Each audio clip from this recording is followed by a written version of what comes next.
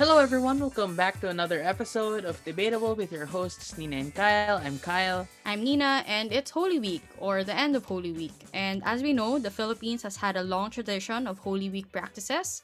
Churches are often full of people, and vendors are outside these churches in order to sell religious things. We also have some questionable practices, such as public penitentia, which is the act of publicly whipping yourself in order to ask for forgiveness from God, self flagellation, as a lot of people call it, and we also have things like cenaculo and pabasa. However, IATF guidelines dated March 21 banned all kinds of mass gatherings from March 22 to April 4, and this period covers the entirety of Holy Week, which includes Palm Sunday all the way to Easter Sunday. This rule, however, allows baptisms, weddings, and funeral services, but this is going to be limited to 10-person gatherings only. Yeah, the Archdiocese of Manila decided last Tuesday, so March 23, to defy basically the Philippine government's ban on religious gatherings in Metro Manila. They said, we will have our religious worship within 10% of our maximum church capacity. So the Manila Archdiocese, Pabilio, said on Radio Veritas, basically, the government is wrong. We should not follow such guidelines. These guidelines lack consultations and it breaks the separation of church and state. In Metro Manila, the bishops of Novaliches and Cubao, which covers the entirety of Quezon City, and the Bishop of Pasig, covering Pasig, Taguig, and Pateros, decided, however, to cancel religious gatherings in the area even before the government banned religious gatherings. So they basically complied, but not even as a direct result of the government enforcement. So this brings up a lot of debatable conversations. Does the government have the right to limit activities of the church? Is the church justified in its refusal to follow? Who are they accountable to? Does the individual right to religion and choice get to overturn government mandates? And is it principally consistent with the rest of government action? So, for this episode of Debatable, we'll talk about all those issues to give you a better understanding of how religions have been affected by the pandemic and possibly shed some light on the specific issues and tensions that exist right now between the government and these religious institutions. So I guess the first part of this would be understanding the separation of church and state, because as stated, for example, by Roque, defiance of an IATF resolution is not covered by separation of church and state.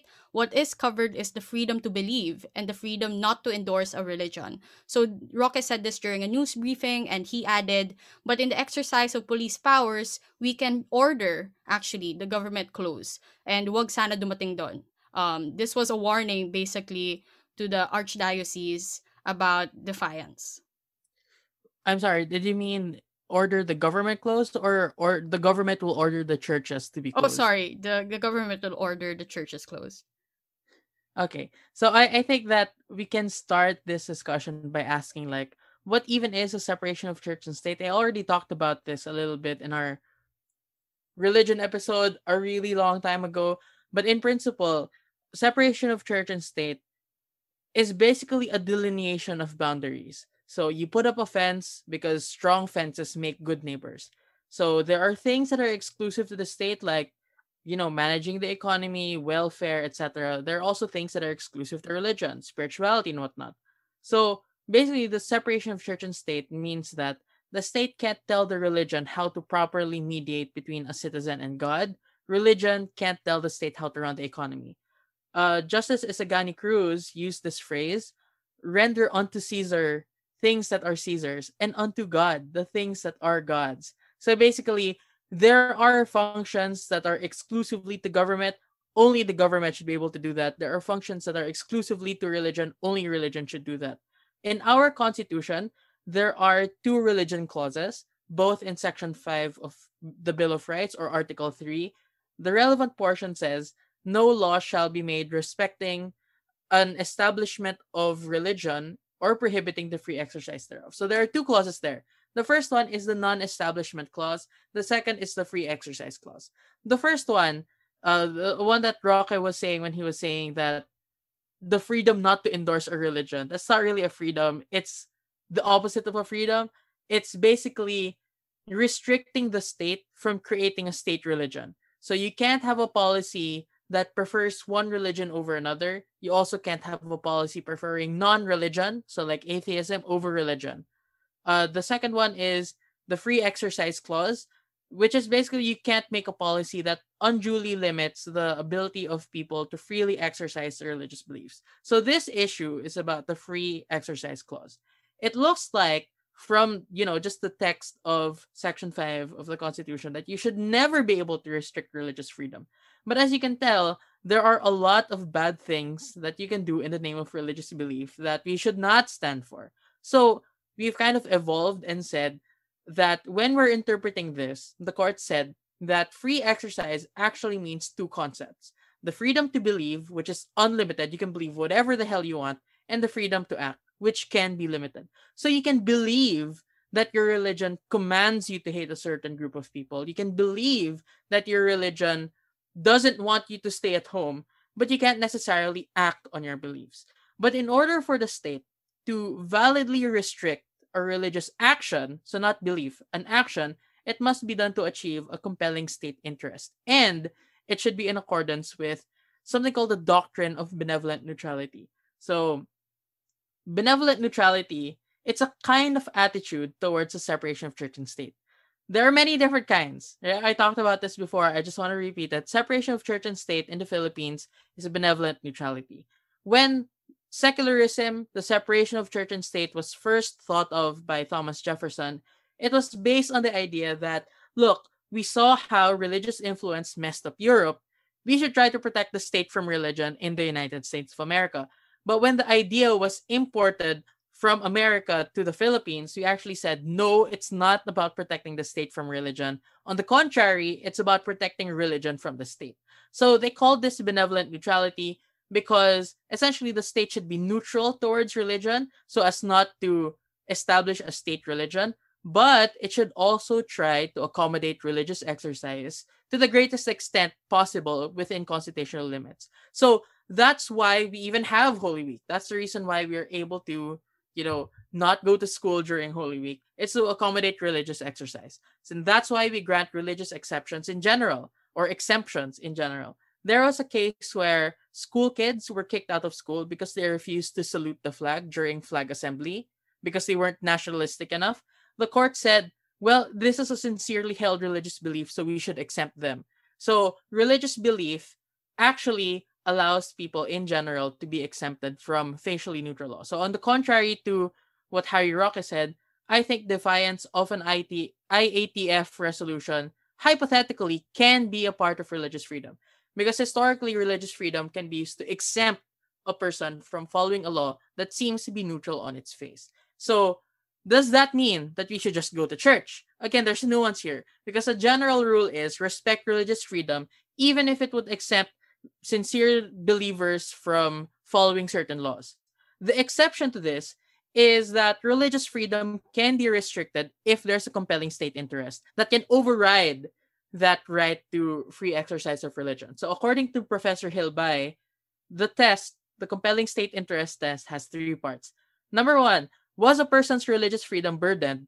Number two, was this religious freedom sincerely held? So, was it a sincerely held religious belief? Like they're not just making stuff up to get out of class. And third, was the interest of the state so compelling as to override the claim? And assuming that it was so compelling, was the interest attained or achieved with the least intrusive means possible? So the real question here is, was the compelling state interest of fighting the pandemic attained with the least intrusive means possible? And I can't say whether it is because that might be construed as me giving a legal opinion, which is something I'm not really allowed to do. So far, I've just been stating what cases say and like to the best of my knowledge. But this might be completely different if I say, well, actually, this is not fulfilling the compelling state interest test. I will say this though. There are three ways that you can debate this. Number one, was this the least intrusive means? Number two, is the compelling interest test even correct?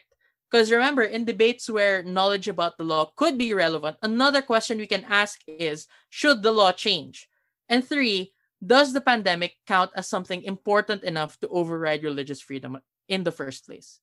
So I will answer these things because I'm not bound by the same restrictions Kyle is. So this is obviously not a legal opinion as well, but even if it was misconstrued in that way, I don't plan on taking the bar, so it's fine, I guess. Or is it fine, Kyle, even if I don't plan to take the bar? Or are there punishments if someone gives a legal opinion? As far as I know, there aren't, but there might be in the future. There actually might be in the future because we already do that for doctors. Like if people pretend to be doctors, they can get fined or jailed. But to my knowledge, there isn't. th- this is legal advice. To my knowledge, I don't. From my personal research, I haven't found a similar provision of law when it comes to pretending to be a lawyer. But like, Well, I'm just not as a pretending. disclaimer, yeah, Yeah. just as a disclaimer, neither of us are lawyers. None of this is legal advice. None of this is, intended to be considered practice of law. Yeah. So anyway, on your first question on was this the least intrusive means possible, I would say it was the least intrusive way, right? Putting a ban on mass gatherings is not as intrusive as it could have been. There could have been stricter ways the government could have stopped Holy Week altogether. And alternatives exist, I would say, and as someone who grew up in a religious school, we were taught that physical presence was not the only way you're able to practice your religious beliefs, right? So you can do it in your own personal space at home, and there are alternatives now that make it so much easier for you to actually practice religion.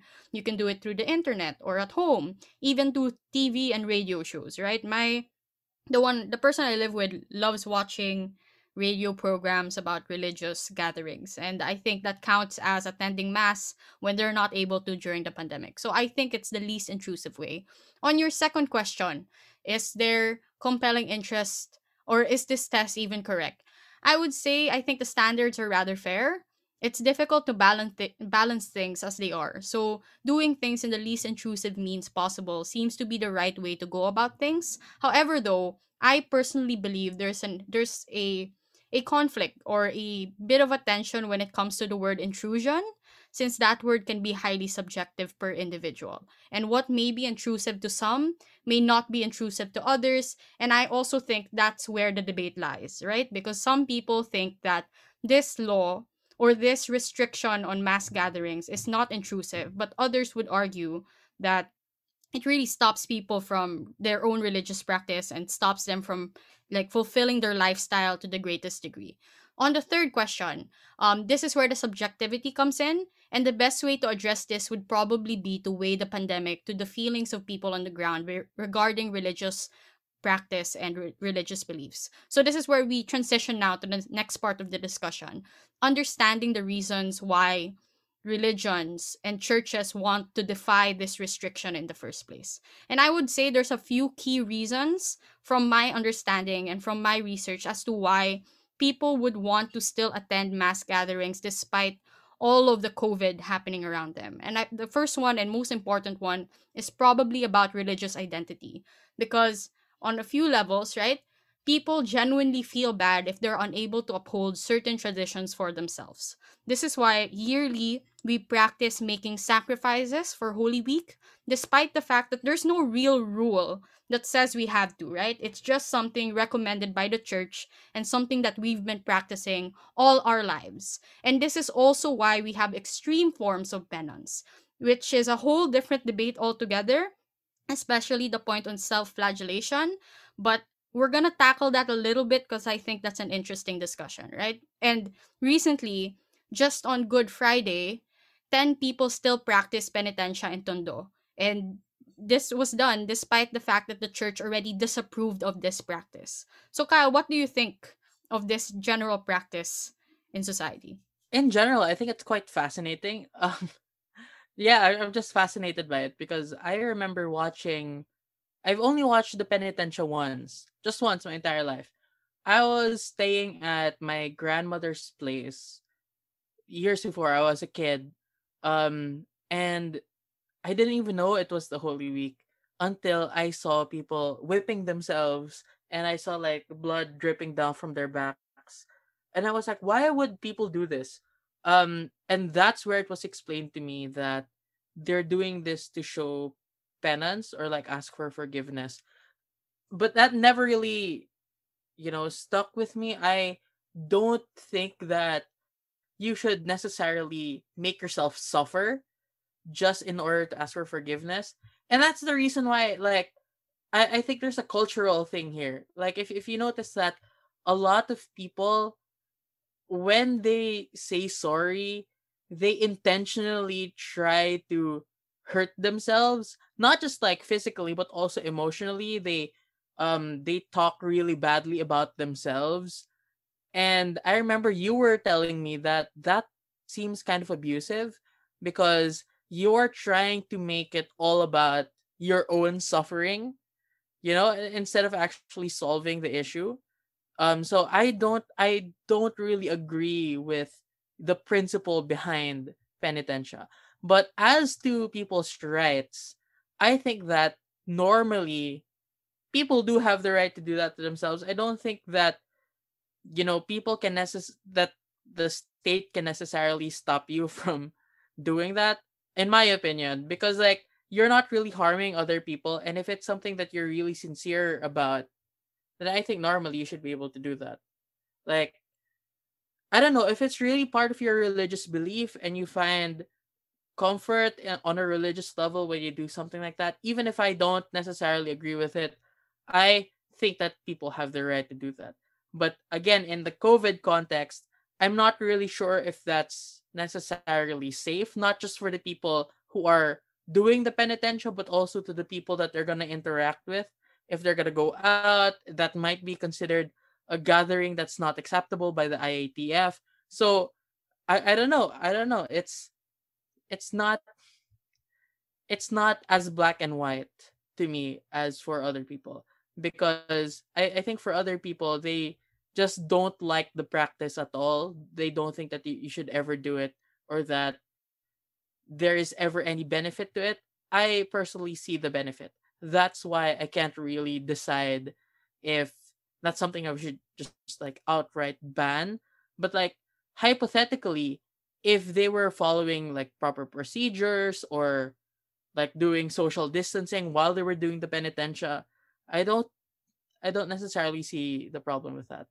Yeah, I would say it's also a very gray area issue because of the fact that, I mean, the church has already disapproved of it, but they can't necessarily stop their followers from doing something based on what they've seen, like historically being done, as well as what the Bible has said is a way to gain, like, or to ask for forgiveness. I would say personally, however, it's not a good it's not a good practice in that it tells people that you need to go to extremes to ask for forgiveness, when the Bible already in itself, and this is like arguing religion with religion, when the Bible already says that asking for forgiveness through confession should be something that's enough, right? And that's why we have confessional um like stuff all the time. Like, you're recommended to do it once a month, right? Or once every 2 weeks, or once every week, even if you're capable. And that's the reason that exists. So going to this extreme kind of contradicts the very same Bible that you say you are upholding. So there's a bit of a tension, I feel. I understand the religious side of it, but to argue using religion as well, I still do not get it. And this was a discussion I've had in high school as well as grade school, because I was that kid that would always ask, like, why does this practice happen? Or why do we practice the way that we do? And apparently, it's a very Filipino thing, right? For some reason, we have been ingrained to say or to think that we must suffer to a great extent to be able to be children of God. Which is also a bad mindset. I'm just gonna connect this a little bit to politics, because that mindset has also justified a lot of the government's inadequacies, because it would say that, being poor, you're going to be blessed when you go to heaven, or suffering now will give you blessings in the future. And I feel like that's a dangerous mindset to have as a person, as a citizen, as well as someone who's practicing religion. So that's just my personal stance. But I understand why people do it. I just think that we need to transition out of it eventually. Yeah, although you can, first of all, that is also the criticism against Mother Teresa, right? That she has this idea that suffering is very spiritual and sacred. And the effect of that was she had a lot of money, that was like donated to her and her organization, but she didn't really use it to alleviate suffering because she felt that, suffering was something that could bring a person to heaven. So that's not just a Filipino kind of criticism, although the extreme version of this and how normalized it is might be something that's unique to the Filipino citizenry. But if we're going to take a stronger stance, kasi medyo ano tayo, we're very soft in our stance so far. True. Um, let's try to go hardline and say no, this is just not good. I think a strong argument for saying that we shouldn't let people have these kinds of mass gatherings, even in the name of religious freedom, is that there are lots of alternatives that might exist. So you have online church services. Like, why can those things not be enough for people on the ground? Because you can say that why do you have to go to your physical church, actually hold hands with people? It might be just 10% capacity, but that is still, an added risk that you did not need to incur. But on the other hand, oh my gosh, the flip flopping talaga that we have to do because we're debaters. On the other hand, you can say that actually it's built on a false premise. The false premise that these are legitimate alternatives. But from the point of view of the believer, there is no such alternative. That might be something that makes us ask, these things might not be enough for people on the ground. So there might be some deep connection to religious spaces, like physical religious spaces, that cannot be replicated at home, right? There might be a sense of tradition that lends legitimacy to certain actions. So, for example, if you're going to kneel um during mass, it might feel differently or more solemn if you're kneeling um in church as opposed to just kneeling, at home for no reason, and like your children will look at you like, "Nanay, what are you doing?" And then she will like, "Oh, it's Sunday or it's Thursday. I have to pray today." Sorry, I'm just bringing something from home to this discussion. And also, Bishop Ruel Marigza, who's the General Secretary of the National Council of Churches in the Philippines, the NCCP. They actually said, in anxious times, more than the strict and unjust and inconsistent imposition of orders from the government, what is constant is the spiritual needs of people, and that churches are able to consistently give that. So churches, religious services, they provide help consistently by providing a spiritual support system, a boost in morale. It allegedly, according to the good bishop, reduces psychological stress, good mental health, those kinds of things. So there might be reasons why they don't think there are alternatives. But the problem with this argument, in my opinion, is that it can be used to justify any form of exception from the IATF guidelines. And this is a problem. And it has been used before, right? Saying that we need it for psychological stress relief or good mental health.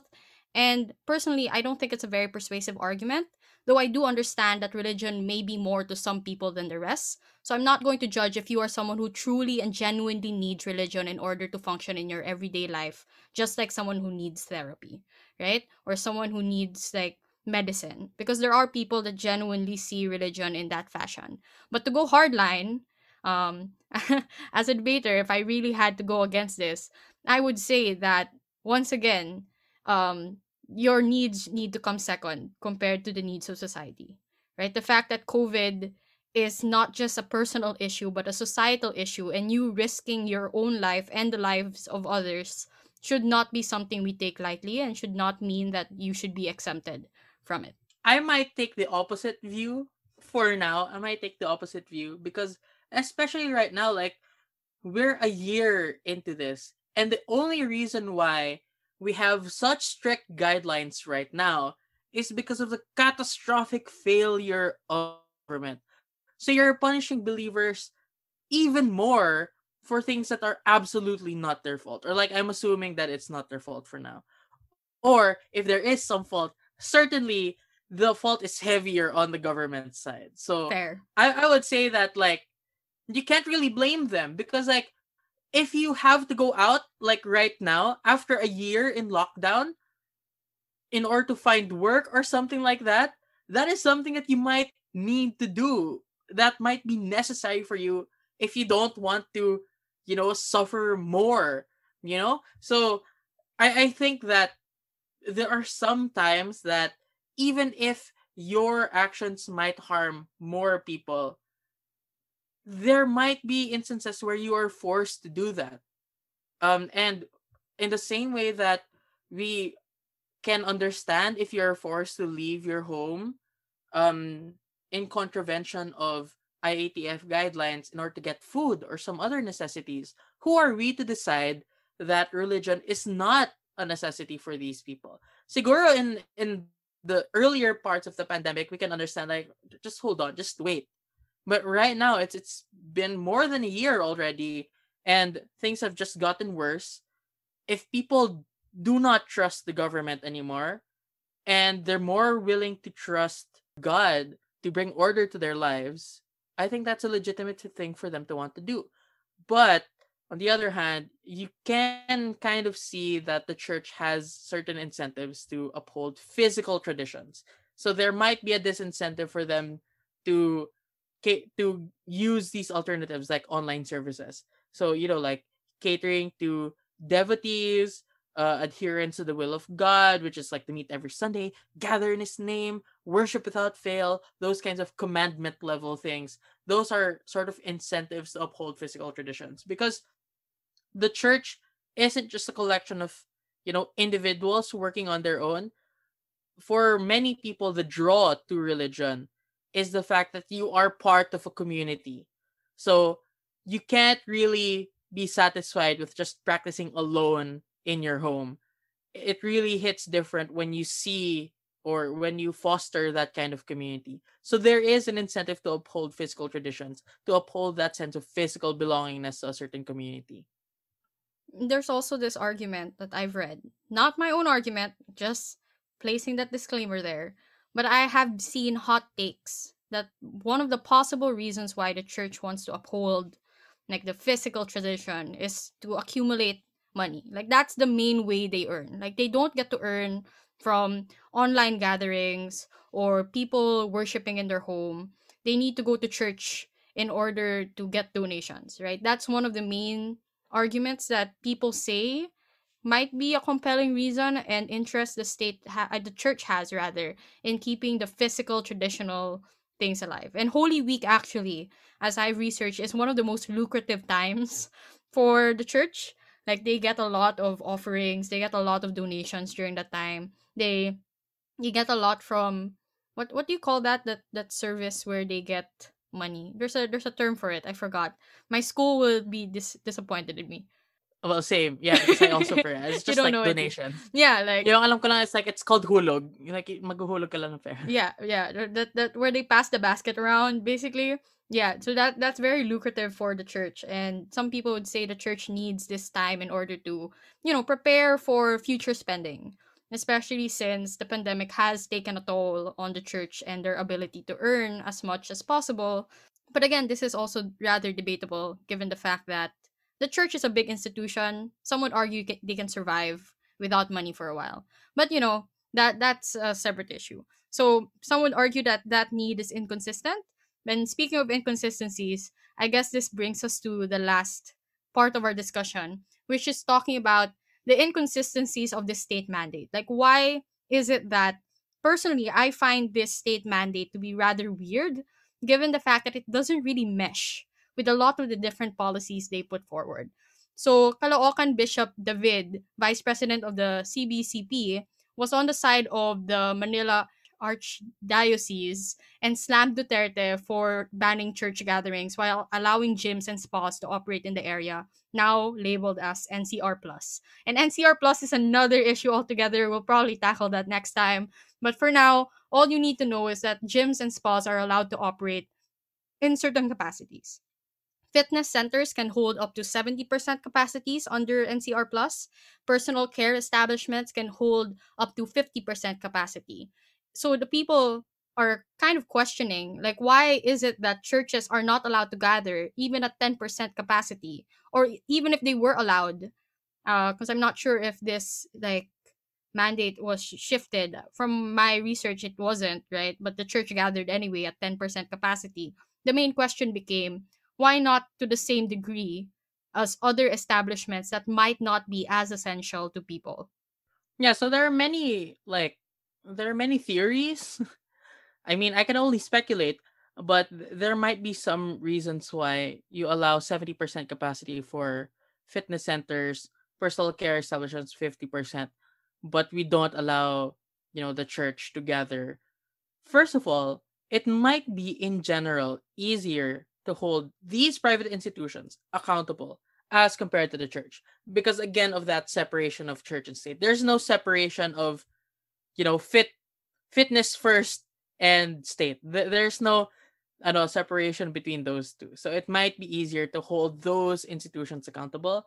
There's also the idea that the church can survive a week of quote unquote no normal business given the power that they already have. But I guess another theory that I just thought of just now is maybe there's a hierarchy. Like we put a hierarchy on the goods that they produce. So fitness centers, at least they help you stay healthy, right? As well as personal care establishments, they help you, care about yourself. But when you're talking about, spirituality, salvation, those are very abstract things, like very intangible things. And I guess we don't, I mean, the state doesn't see much of a value in it as compared to like physical health. So that might be a reason why we're treating them differently. I would argue, however, that we should probably just limit activities of all establishments equally to avoid the confusion, as well as actually get stuff done during quarantine. But I agree with Kyle, because Kyle might respond to me and say that, it's the government's failure that things are not going the way that they should be, and we should be allowing businesses to operate to make up for the losses established by the government. But I would still say, right, probably the solution would then be to force government action to be better by closing everything properly, actually having decent quarantine, while at the same time having ayuda, which is not the case that we see today. But that could harm businesses, I see. That might not be as powerful as the church, but I would say that if the government was able to do their job properly and actually subsidize these institutions and these establishments, then the outcome probably won't be as bad. So it's a problem solution mismatch, I would say. We shouldn't be stopping establishments. We should be forcing governments to make accommodations for those establishments. But that's just me. My opinion about your opinion is that it sounds nice, but it's like a fantasy world. I don't think that it's gonna happen. So I'm not sure if the ideal that you're talking about where we limit everyone in order to avoid the confusion, get stuff done during quarantine, like pressure the government in order to do things better. I mean, that hasn't worked for the past year. I'm not sure if it's gonna work anymore now. But again, you're perfectly correct in saying that it might harm those businesses that aren't as powerful as the church. Because for those businesses, they're still gonna have to pay taxes, I believe, on the use of the property, or they might have to pay rent. But for the church, they don't have to pay taxes on the land. So that might be a difference. That again, that might be a reason why the church can survive another few weeks of no business as opposed to smaller. So again, there are so many debatable issues here. The not the least of which is what is the responsibility? Like what is the burden of a religious believer in this whole situation? Because it seems like the government again is shifting the burden to an individual person, especially an individual believer. Is this a permissible use of state or police power to restrict religious freedoms? So I think we can end here. This has been a very long week for everyone. We know like several people who have lost people.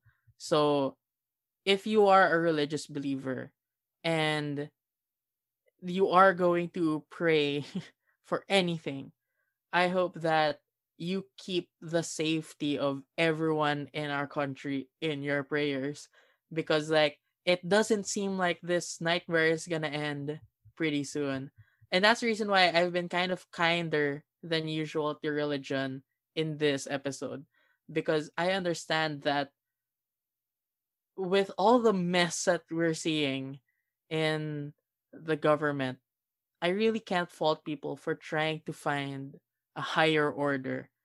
And that's, I think, one of the main roles that religion has to play, that not even the government can take away. So that's the reason why we thought of making this particular episode. So that's it. We hope that everyone listening to this is listening to it in a safe manner, and by that we mean, you're staying safe. You can afford to stay at home. We hope you and all of your family members safety and health. That's it for this episode of Debatable. Thank you so much for listening. Hope you had a great time listening to us.